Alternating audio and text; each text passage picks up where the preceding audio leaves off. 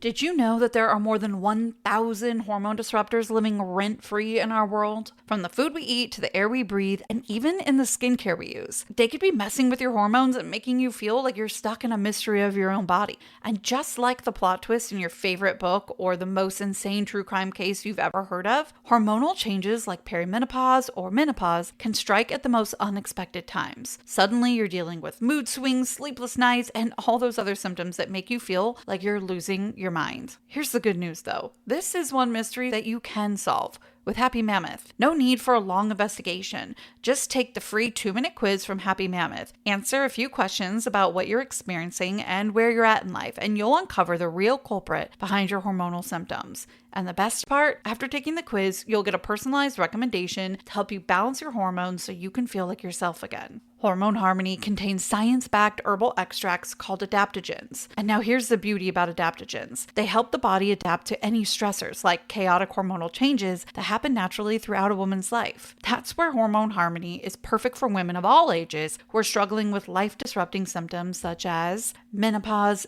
PMS, racing thoughts and low moods, poor sleep, occasional bloating, and no desire to be in bed next to someone, if you know what I mean. Happy Mammoth is dedicated to making women's lives easier, especially moms. And that means using only science-backed ingredients that have been proven to work for women. They make no compromise when it comes to quality, and it shows.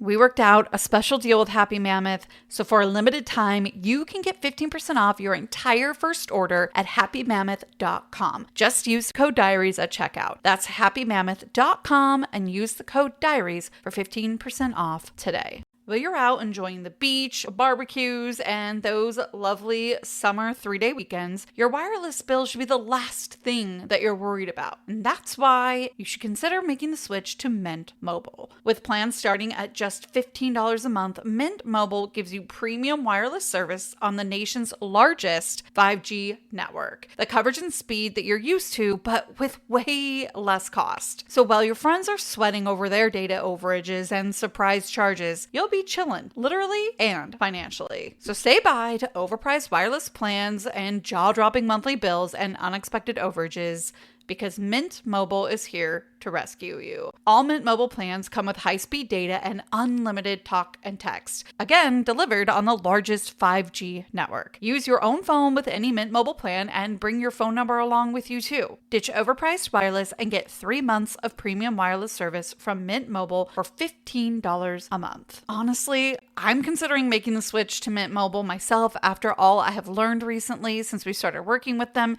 and you should consider it too. It's definitely a massive price decrease from my current provider. This year, skip breaking a sweat and breaking the bank. Get your summer savings and shop premium wireless plans at mintmobile.com/diaries. That's mintmobile.com/diaries. Upfront payment of $45 for 3 months, 5 GB plan required, equivalent to $15 a month. New customer offer for first 3 months only. Then full price plan options available. Taxes and fees extra. See Mint Mobile for details.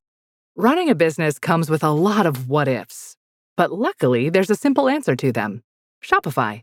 It's the commerce platform behind millions of businesses, including Thrive Cosmetics and Momofuku. And it'll help you with everything you need. From website design and marketing to boosting sales and expanding operations, Shopify can get the job done and make your dream a reality. Turn those what ifs into... Sign up for your $1 per month trial at shopify.com/special offer. Welcome back to the Murder Diaries. I'm Paige. And I'm Natalie. If you want to listen ad-free, make sure you pop over to our Patreon, patreon.com/themurderdiariespod.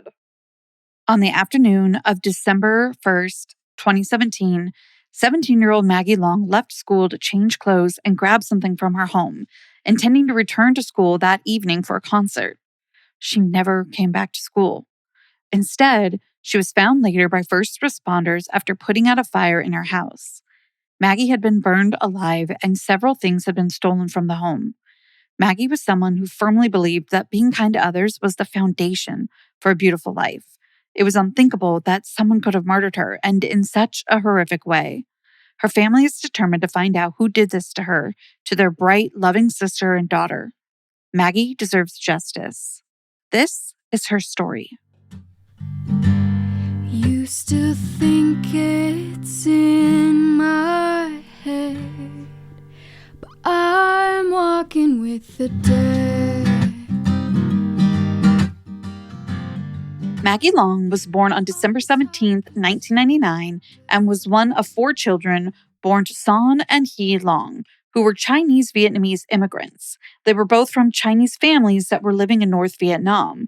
With that, Son and He immigrated to the U.S. during the Vietnam War. They were one of few Asian families living in the rural town of Bailey, Colorado. In 2017, Bailey had a population of just under 9,000. It sits about 40 miles outside of Denver.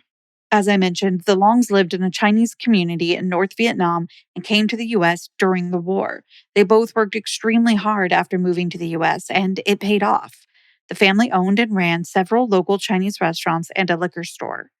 In December of 2017, Maggie was a senior at Platte Canyon High School, which only had about 300 students enrolled. She was well liked by students and staff and kept herself busy with all sorts of extracurricular activities. Her sister Connie told NBC News she was a very involved student. She had so many interests and just loved trying new things and being a part of as much of life as she could. Maggie played softball at school, acted in school plays, and loved performing. She was an active and enthusiastic member of the Venue Theater, a theater for K through 12 grades, which was located in nearby Conifer, Colorado. Though Maggie spent a lot of her time in extracurricular activities, she still made time to just hang out with her friends and be a teenager. Her best friend Katie's mother, Shannon, told Colorado Public Radio she would just show up with food or just to hang out, watch Netflix. Maggie had such a huge heart and a wonderful spirit, a wonderful smile. She loved everyone. Maggie also loved music, and everyone knew that her favorite artist was Lady Gaga. Her choir teacher told CBS News about a trip that the choir once took to New York.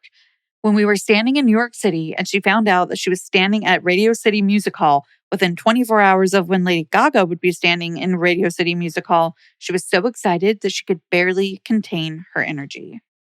Connie told 9 News that her little sister always went the extra mile, that she really put her all into everything. Maggie's other older sister, Lena, added, "It's like we were in student council, but then she was like student council representative. So it's like she really leveled up on all of our achievements." Now, we do want to clarify that Maggie never wanted to outshine anyone else's achievements. She just didn't want to miss out on any experience. Connie explained that she just really wanted to be where all the people are, and she wanted to be a part of something. On Friday, December 1st, 2017, Maggie was excited for a concert that she'd helped plan and was happening at her high school that night. With the assistance of the local theater she was involved with, she scheduled some local bands to play and was even tasked with being in charge of the VIP area of the concert. When school let out, Maggie told her friends that she was just going to head home, change clothes, grab some cookies and waters for the guests that were attending the event, and then she would come back later. She left Platte Canyon High School around 3:30 p.m. The Longs lived about 11 miles from Maggie's high school in a 6,000 square foot ranch-style house. The house sat atop a quarter-mile-long driveway at 3763 County Road 43. It was just about 3 miles away from any of the main roads. It shouldn't have taken her very long, so her friends were worried when Maggie didn't return to school, especially as the concert started. It was really out of character for her to miss something like this, especially something that she was so excited about.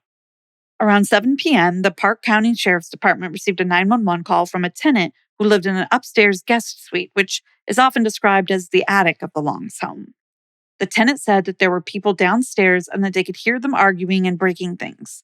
The tenant said that he did not feel safe going downstairs or leaving the attic, and that he'd been texting Connie, Maggie's older sister, about his concerns. Late that afternoon, Connie left work and headed to the high school where she planned to meet up with Maggie. She was surprised to find that her sister wasn't there. Maggie's friends explained that she had left after school to run by her house and then they were expecting her back. Immediately, Connie was concerned. She told NBC News something wasn't right. Maggie is very responsible and would have never flaked on something like this. Connie hoped that there was a reasonable explanation from her sister. She later told Colorado Public Radio, "I waited in the auditorium and just kept looking at the door to see if Maggie was going to come through.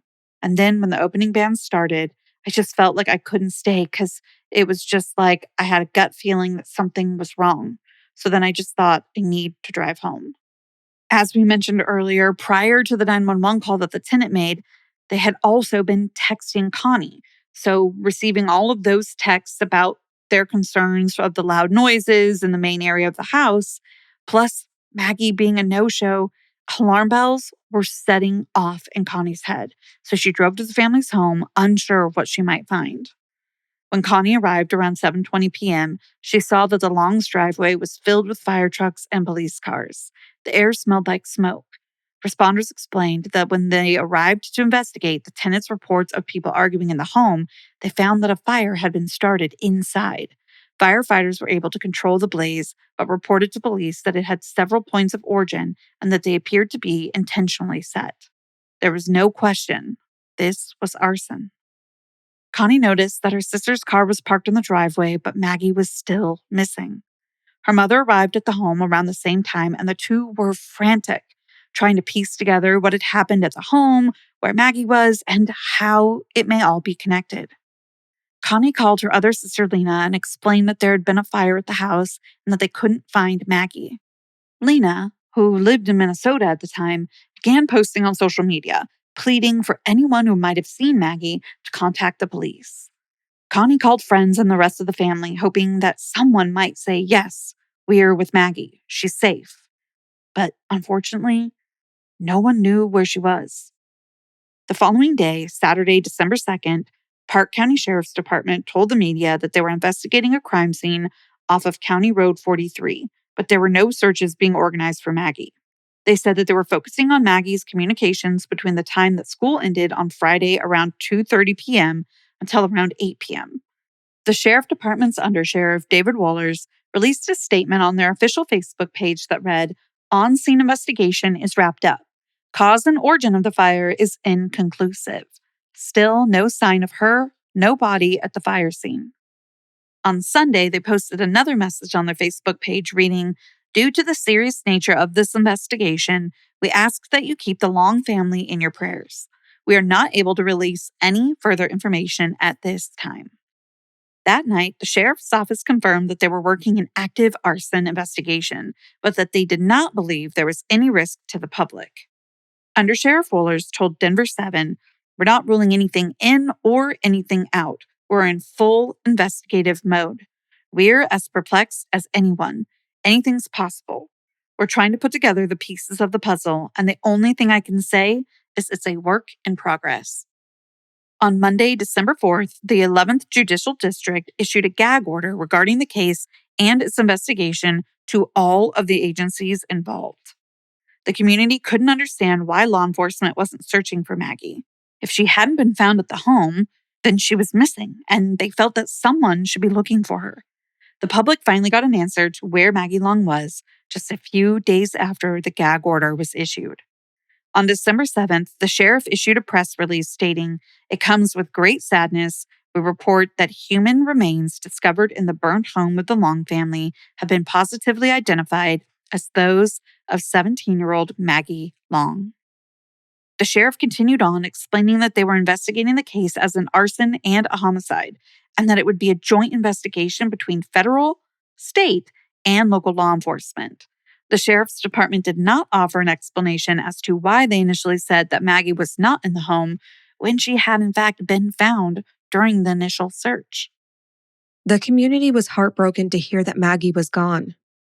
They were also incredibly confused as to why law enforcement allowed them to believe that Maggie was missing.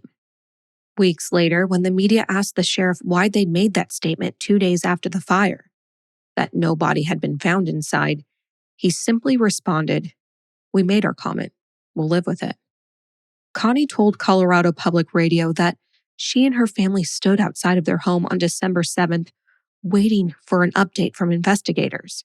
She recalled, "It wasn't until 11 when the Park County Sheriff came out and said that they did find a female body." Connie told CPR that the sheriff's department asked the Longs, as well as anyone else who was close to the family, to not speak about the details of her murder or the fire. Connie said that they didn't find out much on the day of the fire, and they weren't allowed back in their house for 4 more days. Sister Lena explained, "We were not allowed to be anywhere near the home because it was a crime scene. So we actually didn't even see the house until 4 days. When we got a tour of the house by the sheriff, basically showing us where the damage was. The perpetrators were trying to set multiple starting points of the fire around the house. Not long after the sheriff's department made the statement revealing that Maggie had been found deceased, a bolo was broadcasted by the Denver Police Department, which led to it being shared by several media outlets. It said the bolo was going to be for a late model 90s to 2000 light-colored minivan, possibly driven by a white male in his 20s. Homicide occurred during an arson, and the suspect driver may have some flash burns, as well as gasoline taken from the house, a large case, AK-47, 2,000 rounds of ammo, 7.62, and a 9mm Beretta. Please advise that the suspect is considered armed and extremely dangerous. The next day, December 8th, Under Sheriff Wohlers made a statement explaining that the bolo was not intended for the public, but for a confidential law enforcement source. He said that because the news stations were now reporting on the bolo, it had disrupted their investigation. Investigators had discovered that several items are missing from the Longs' home, including the weapons that had been mentioned in the bolo. Additionally, a green safe and several jade figurines had been taken from the home. On December 17th, what would have been Maggie's 18th birthday, her family, friends, teachers, and loved ones gathered for her celebration of life. The choir that Maggie was a part of sang Seasons of Love from the musical Rent, a song which Maggie had performed with them before. One of her teachers spoke at the ceremony and said that he found a quote from Lady Gaga, Maggie's favorite artist, that he felt really summed up what Maggie did every day in her life. Quote, "If you are a really good human being, you can try to find something beautiful in every single person, no matter what." That same teacher explained that Maggie was truly unlike anyone else and that the legacy she left would not be easily forgotten. He ended by saying, "Over my 20-plus years of teaching, I've encountered some truly remarkable students, but honestly, none more remarkable than Maggie Long." In January of 2018, the Flume, which is a news source in Park County, reported on what they found after gaining access to some of the emergency recordings from the day of the fire, as well as an interview with the manager of one of the Long's restaurants.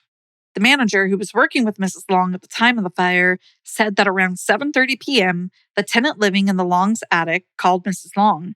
He told her that he'd heard a bang and then the lights went out. After that, the manager went over to the Long's home to see what the issue was, while Mrs. Long stayed at the restaurant. The manager was unable to get to the house because of all the emergency vehicles. He called Mrs. Long and explained what he was seeing, and she was immediately brought to her home by a couple at the restaurant. At 7:49 p.m., police radio dispatched to let them know that there was a barricaded room in the house and that they were going to make entry.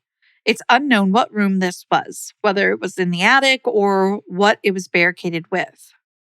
The tenant finally exited the home from a back entrance of the attic around 8 p.m.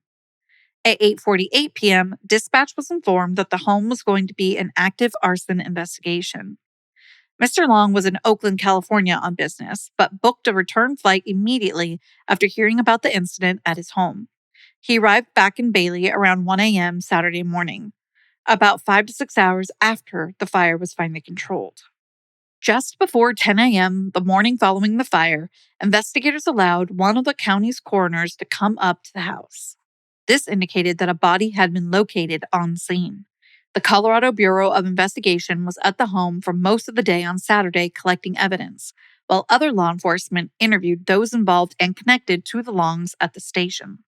By the end of the day, the Flume reported the property had been released back to the Longs. In February of 2018, a little over 2 months after the fire, the Sheriff's Department, along with the Colorado Bureau of Investigation, the FBI, and the Bureau of Alcohol, Tobacco, Firearms, and Explosives, held their first news conference about Maggie's murder. The sheriff recounted that they'd received a 911 call from the Long's tenant, who CPR, again, that's Colorado Public Radio, reported was cleared by law enforcement. There is very little publicized information about this tenant, their identity, or their role in the investigation. The Sheriff's Department responded to the Long residence along with the fire department, who put the fire out and found a body in the home, but were unable to make an identification. The sheriff said that the investigation had made, quote, tremendous progress. However, all he shared publicly was what was found to be missing from the Long's home. Someone asked the sheriff if the DNA testing that they'd done had provided any leads. The sheriff declined to answer, but confirmed that the DNA testing was specific, not at random. He did not elaborate any further on where the DNA was found or what it was. He said that they would not be releasing the autopsy results because, quote, there's key information in that report that only the suspect knows. They added that the reward for information leading to the arrest and conviction of Maggie's murderer or murderers was now $20,000. When Paige and I started this podcast, we were excited, but it quickly got overwhelming. We were suddenly learning how to edit audio, plan content, create a brand, build an audience, all while trying to keep the vision alive. Looking back, I wish we had a partner like Shopify. It would have made a huge difference. It's like having a third teammate, one that knows exactly how to help you launch, run, and grow your business. For millions of entrepreneurs, Shopify is that partner, helping simplify the chaos so you can focus on what you love.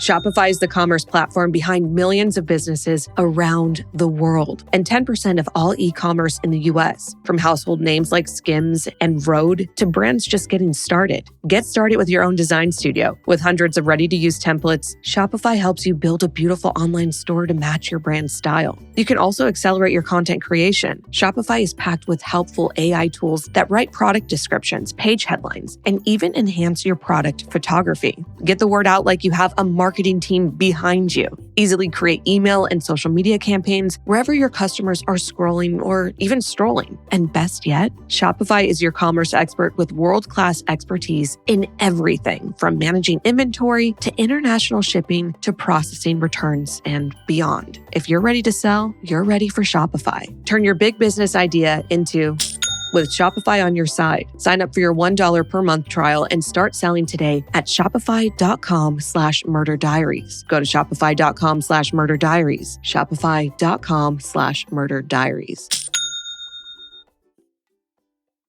Maggie's family was at a loss. No one could imagine that anyone would have wanted to intentionally harm the high school senior. Maggie's family was broken, and they'd lost a huge piece of their family.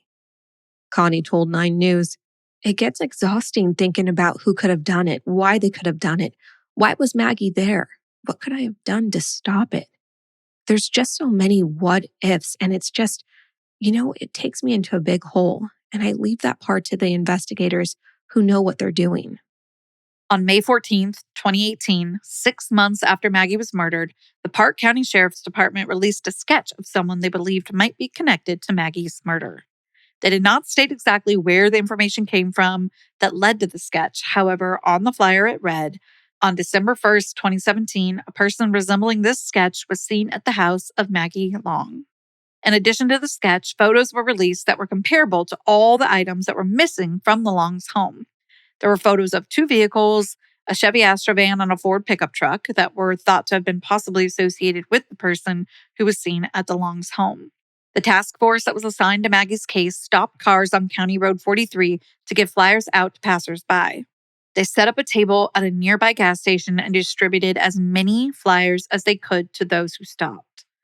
Just a few days later, on May 18th, the lead detective on Maggie's case, Sergeant Greg Jones, told the media that their investigation led them to believe that the Long's house was targeted that day. Quote, "What happened at the Long's house was not consistent with anything we experienced. We feel strongly that whoever did this probably had a feeling that there were items of particular value to them that would have been in the Long's household, and that's why they targeted that house." Months passed without an arrest in Maggie's case.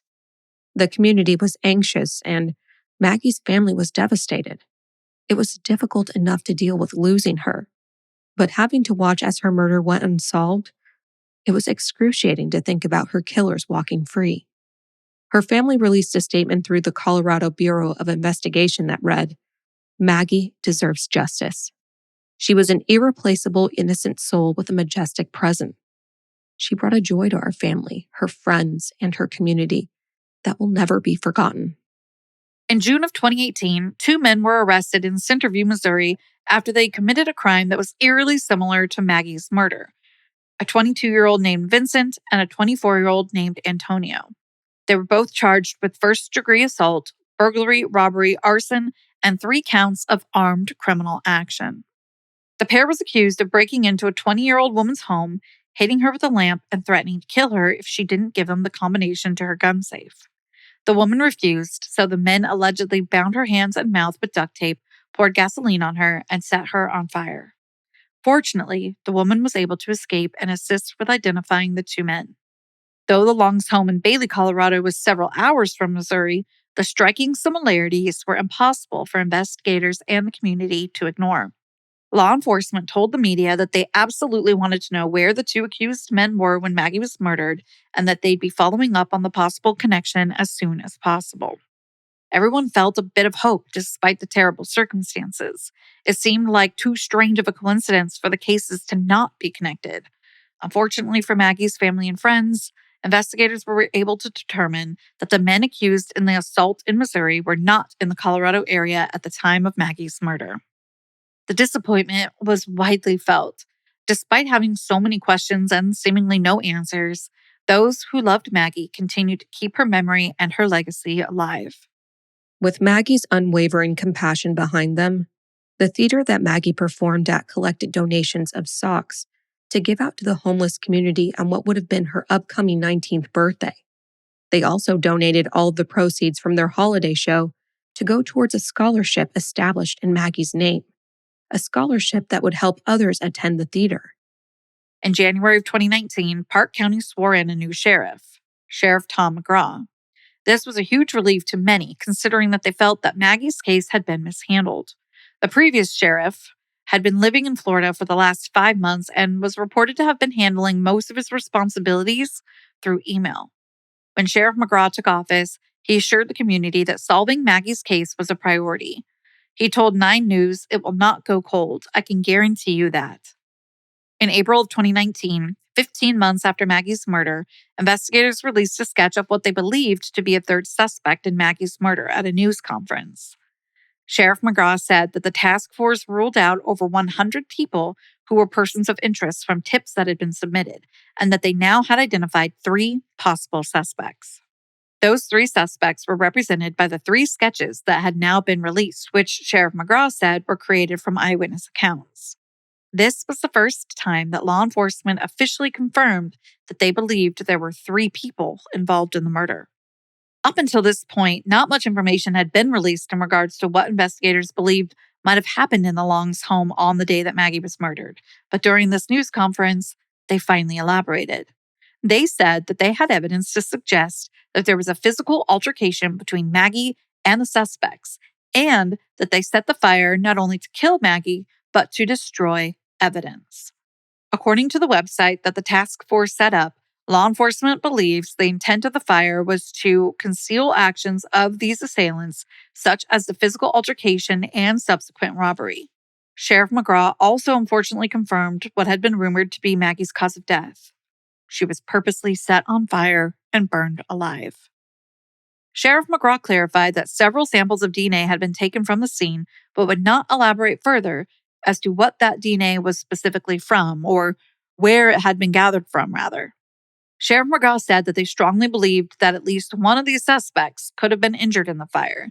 He added that it's likely that all 3 could have significantly altered their appearances, sold vehicles, and possibly moved since December 2017.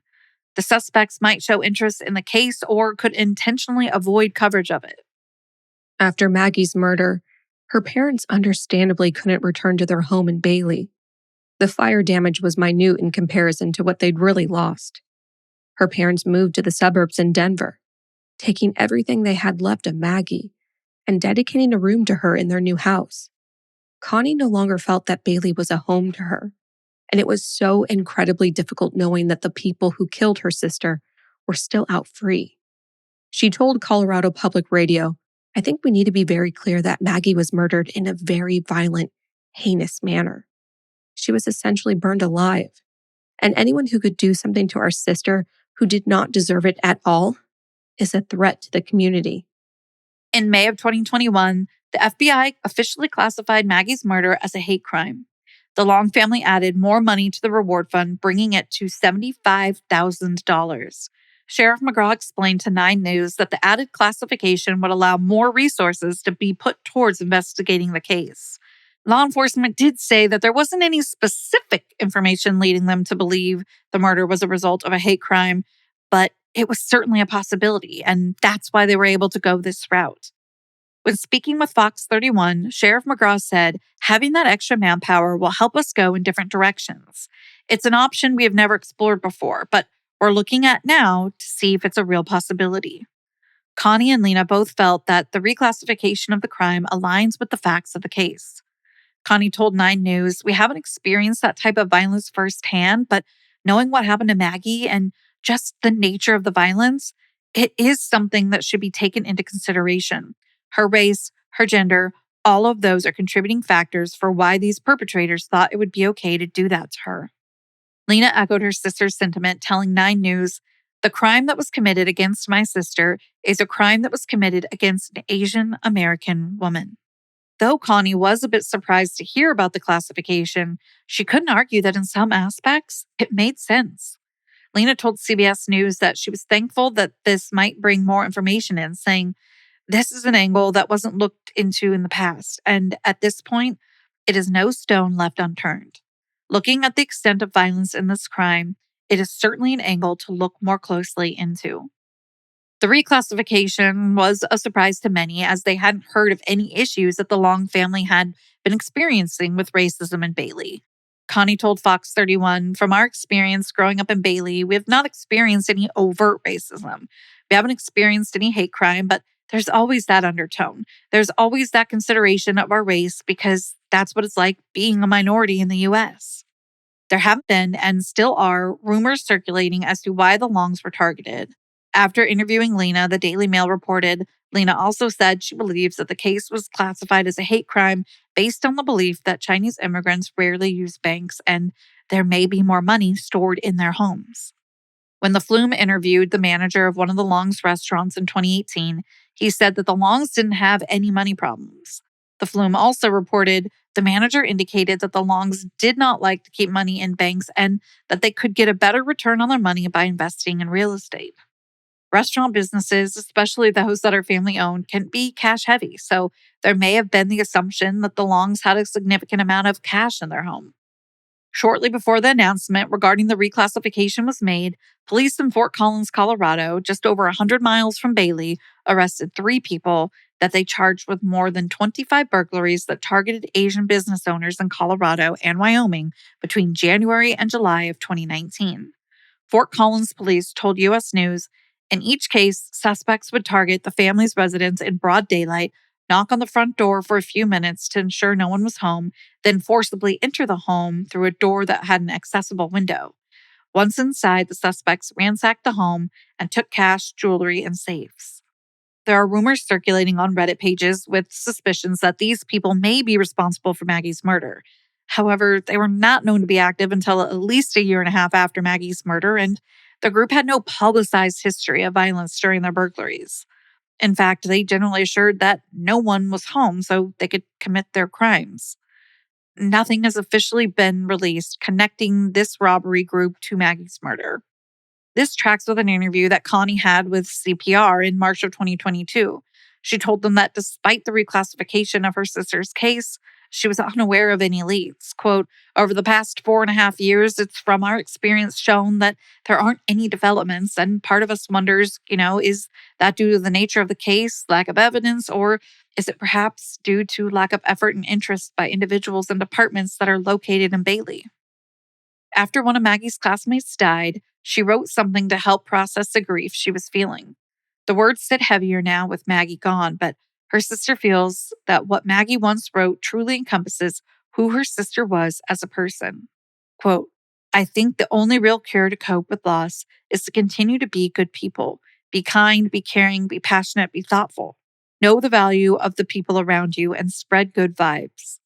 But most importantly, don't limit your boundaries. Share love and consider everyone around you, from strangers to acquaintances to peers to friends. We all have our circle of close people, but it surely wouldn't hurt to feel the comfort of everyone on your side. I think enough people have experienced pain to understand that life is far more measurable in joy and good memories than to be scorched by cruelty and misery. The current reward being offered for information in Maggie's case is $75,000. If you have any information regarding the murder of 17-year-old Maggie Long, please call the Maggie Long Task Force tip line at 303-239-4243 or email maggie.long@state.co.us. That's it for this week's case coverage. Remember, you can follow us on social media at the Murder Diaries Pod. We're everywhere: TikTok, Instagram, YouTube. And if you want to listen ad-free, be sure to join our Patreon. We'll see you next Monday for Unscripted or next Thursday, same time, same place for another case coverage. And until then, Stay safe. Bye. This episode is brought to you by Progressive Insurance. Do you ever think about switching insurance companies to see if you could save some cash? Progressive makes it easy to see if you could save when you bundle your home and auto policies. Try it at Progressive.com. Progressive Casualty Insurance Company and Affiliates. Potential savings will vary, not available in all states.